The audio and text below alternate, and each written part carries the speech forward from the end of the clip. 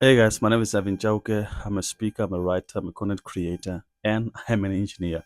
Welcome to another video or part three of how to buy a car in South Africa.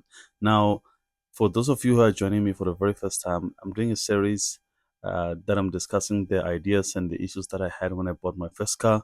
And the reason for that is because I have been owning my car now for the past 6 years.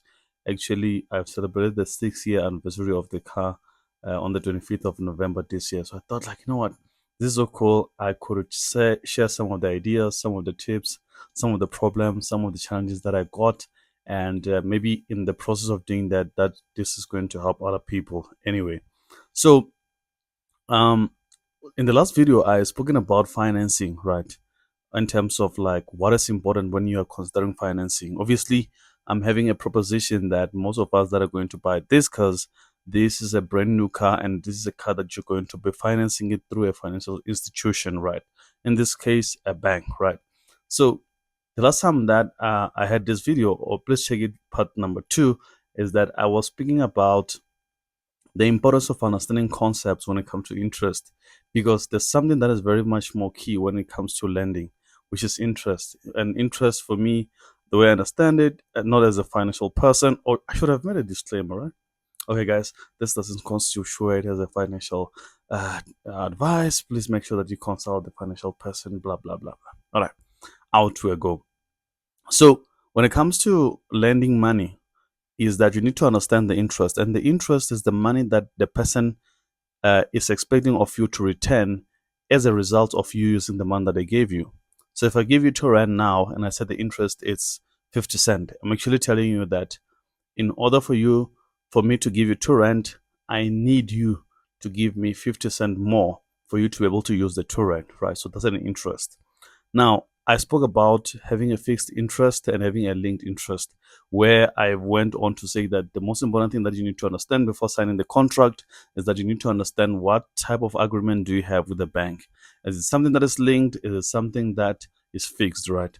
And the fixed one, it just means that it's just going to stay the same throughout the term agreement. So if you've agreed with the bank for the next coming 6 years, which is 72 months, I'm going to be paying you this money. That's what's going to happen for the next coming 72 months, right? If you have got a linked, it means that if the repo rate goes up, your interest is going to go up.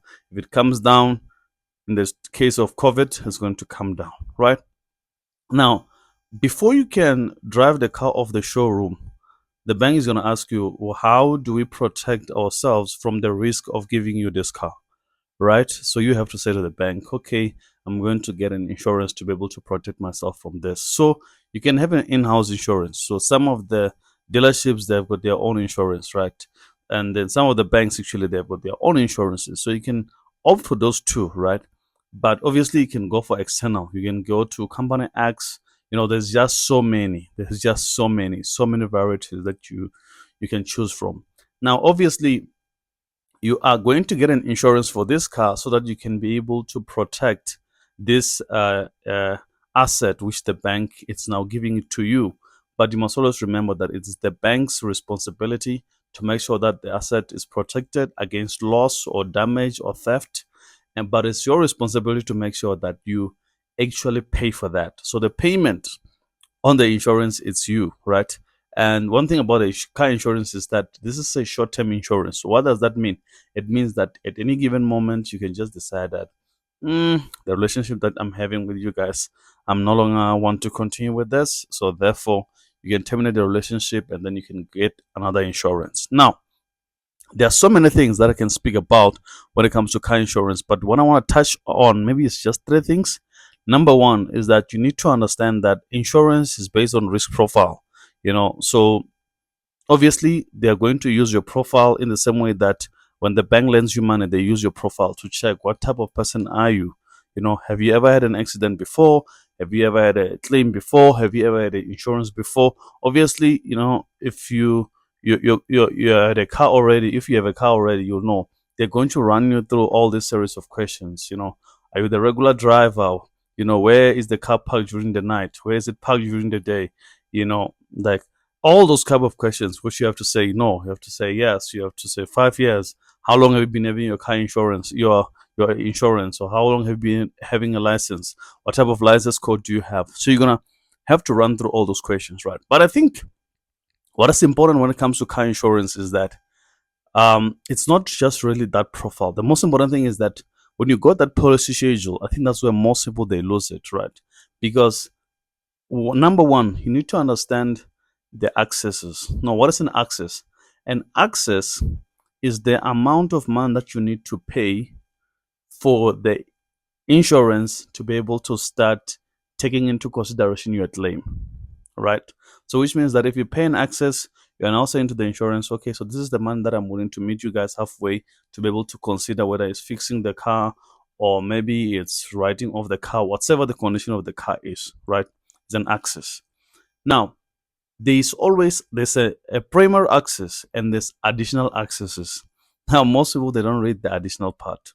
The additional access, they can tell you if you're going to be 25 years below, we'll need 5,000 more. If you're driving between 12 o'clock at night to 5 o'clock in the morning, we're going to need additional 5,000 Rand. So you have to take into consideration those things. Additional accesses, when you get the policy schedule, make sure that you go through that. The other thing that is very important is that you need to really understand that whatsoever information that you give is the information that is going to be held against you. So if you're going to lie about anything in your claim or in your profile, that is going to affect you big time. But one thing that you have once had a fight with one insurance company is to realize that the profile that you get and the profile that other people get is going to be different. And sometimes this is a racial issue. This is a racial debate, where we say like, why am I paying 1.5 and this person is paying this? And obviously they're going to tell you about the type of car that you're driving, the area that you stay and all those type of things. So my advice when it comes to car insurance is that obviously maybe if you're just still starting, they can give you an option where I think I was paying 1,800 for 9,000 access. Like guys, that was too high. That was very too high. And I think King Price was the only one that was offering that. Like the rest of the insurance companies, they were really, really, really killing me. So that's the one that I took. So, but one thing that you must always know is that you always have that option available. You always have that option where you can be able to decide that, okay, I don't want this option anymore. I want to maybe try another option. So it's something that is always available for you to be able to consider, right? So you must not feel like you're in a position where like I cannot do anything, right? Now, one more thing that is very crucial or that's very much important when it comes to this thing of car insurance is to understand that recently there have been so many changes when it comes to car insurance, right? uh, you know Obviously they will need you to have a tracking device, for example, as in something that they will tell you that, okay, you are I know, first for women, for example, they'll tell you that if you don't install a tracking device within this specified time, we're going to adjust your premium, right? Because remember, this business is there after one thing: risk. How do we mitigate risk? So obviously if the car has got a tracking unit, we'll be able to maybe increase the probability that if something ever happens to it, we can able to recover it, right? But if you don't have, so which means your risk has went up.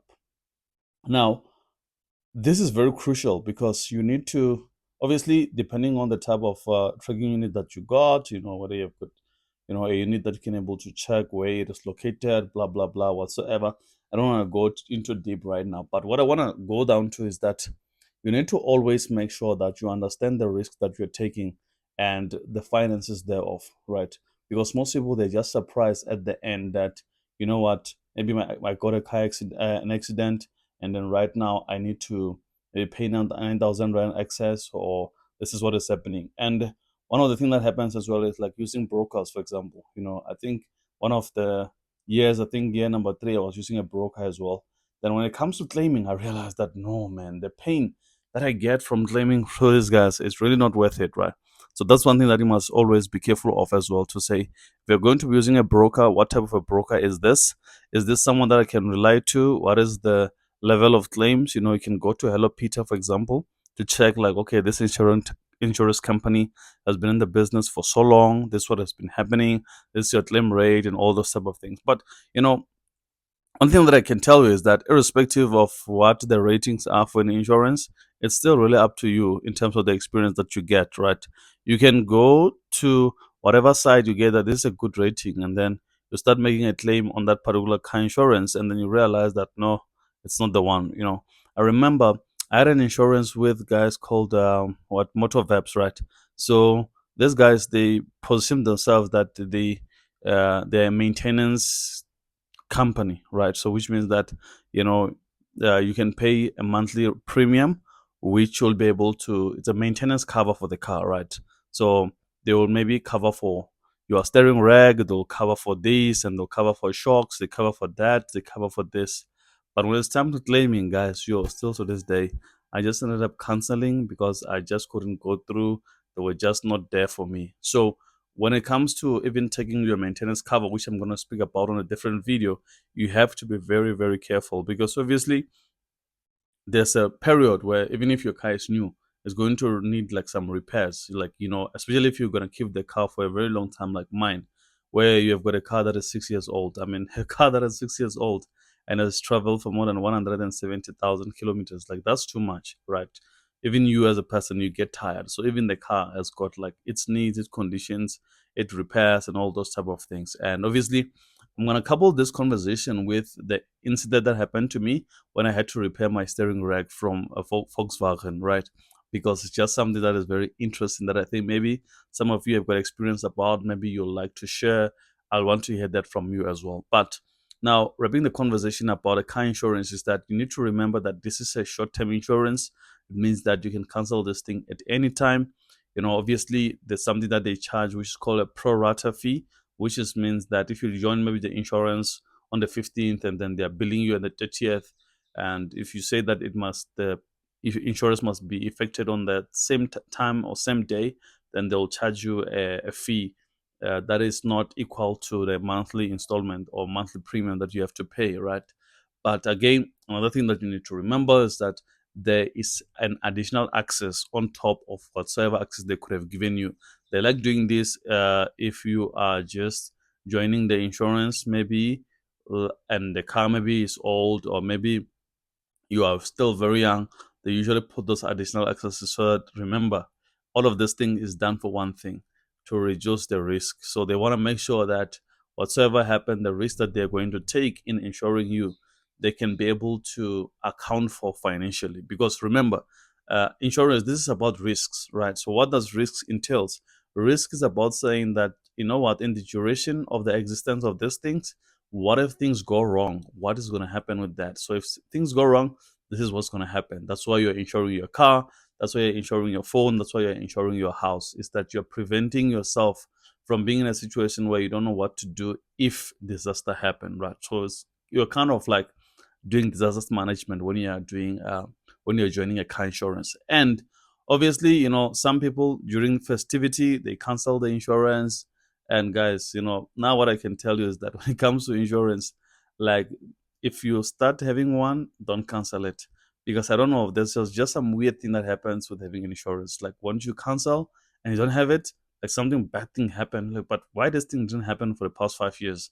It started happening when immediately when you cancel that thing. So apart from bad things happening, I think one of the reasons why you want to have a car insurance is that you want to be in a position where if ever you need an immediate help, you can be able to get that. And I mean, give for yourself. Let's say, for example, you get a puncture, or maybe you run out of petrol, or maybe you get a car breakdown and you are in Skukuza or you're wherever. You're not gonna call your parents or your brother or your mom to come there. Obviously, you need someone that's gonna give you an immediate help, right? So insurance becomes that immediate help that you need. So that is all from me for this part 3, to say that, guys, you need to be very careful about the nitty gritties of the insurance. I know most of the people, when they get that document, they don't read it, they just browse it through, and then they just accept it, and then they start with the insurance. And when bad things happen, things like this, you start considering it. And insurance is not all bad. I mean, they also, they are willing to bring you petrol, I think 5 liter petrol for free. They are also some, they even willing to pay you for an accommodation if you're in a space where you need to sleep. So all of these things is well taken care of. Say, remember what you're doing here. You are actually protecting yourself against the unknown. People say, no, you're just wasting money by paying your car insurance. You're not.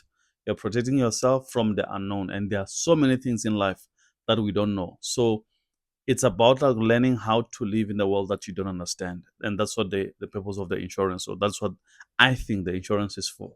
So if you guys have any question regarding this, please let me know on the comments. For now, I'm looking forward to part 4. And part 4, I think this way I'm going to delve more into the maintenance of the car and then the cost that comes with that, because I think once you have got a car, it's not just going to be a smooth ride. You're going to have to buy brake pads. You're going to fix this, you have to fix that, and all these type of things, and minor and major services, all these type of things. You have to be aware of all of this because it's going to come from your pocket anyway. So this is part 3 about car insurance. Please let me know how you feel about this. In the meantime, stay tuned, subscribe, comment, and let me hear from you. Cheers.